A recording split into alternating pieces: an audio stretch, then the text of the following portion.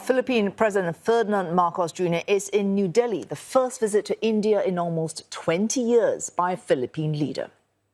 His arrival a day after the Indian Navy began its joint patrol, the first since 2021 in the South China Sea. The two-day exercise taking place in waters close to the Scarborough Shoal, an area claimed by the Philippines but effectively controlled by China. India is fielding 3 warships, including a guided missile destroyer and an anti-submarine vessel. New Delhi has its own border disputes with Beijing. It's also part of the Quad, as a grouping which includes the US, Japan and Australia, which China has consistently denounced as an attempt at containment. Clashes in contested waters driving Manila to expand maritime cooperation. Mr. Marcos says these alliances help ensure greater security for the Philippines.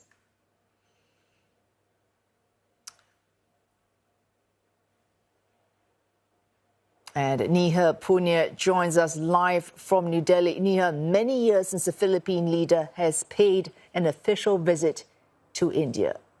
For India, what is it hoping to achieve from this outreach by Manila?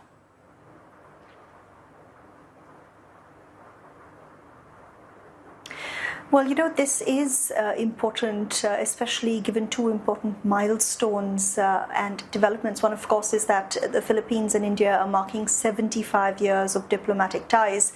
And New Delhi says it's keen now to use this visit to chart the way forward, to, pan out what the next stage of engagement is going to look like. There's talk possibly of both sides elevating this partnership to a strategic partnership. There's going to be a lot of focus, of course, on trade as well, with talk of potentially discussing a preferential trade agreement. But at the heart of this engagement, of course, is the question of maritime security and cooperation. As you said, you have those key naval drills that are happening for the first time very close to the Scarborough Shoal. And experts say this is New Delhi clearly picking a side in this territorial dispute between Manila and Beijing, beg your pardon.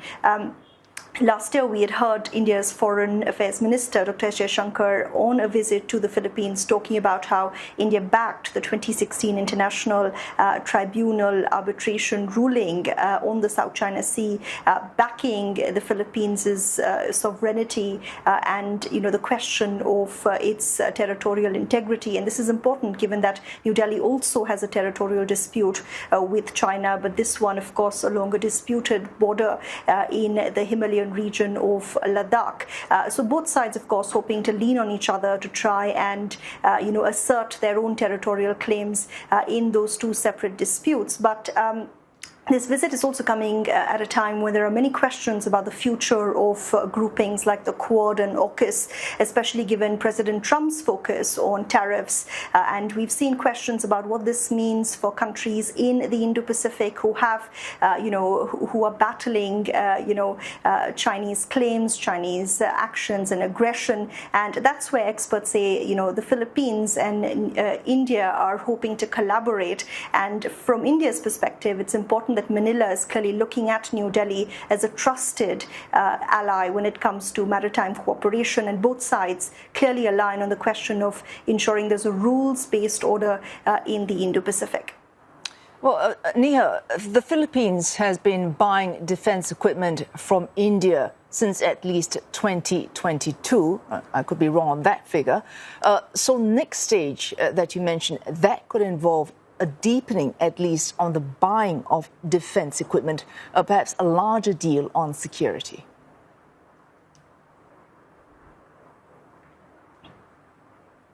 That's right. I mean, when you speak to officials, they're very clear about the fact that defense cooperation is going to be top of the agenda when President Marcos Jr. sits down to talk to his Indian counterpart, Prime Minister Narendra Modi. We've had that deal since 2022, you're right, a deal of for about $350 million that saw Manila buy supersonic cruise missiles from India. The second batch of those missiles was delivered earlier in the year, but there's now also talk of the Philippines potentially buying surface-to-air missiles from India as well. These are missiles New Delhi has supplied to Armenia already, and Philippines could potentially be the second country to buy these indigenously developed and made missiles. And this is important for New Delhi because it's trying to give its nascent but booming defense production sector a big boost. But for Manila, it's about modernizing its naval forces. So experts say it's a win-win for both sides if this does go ahead.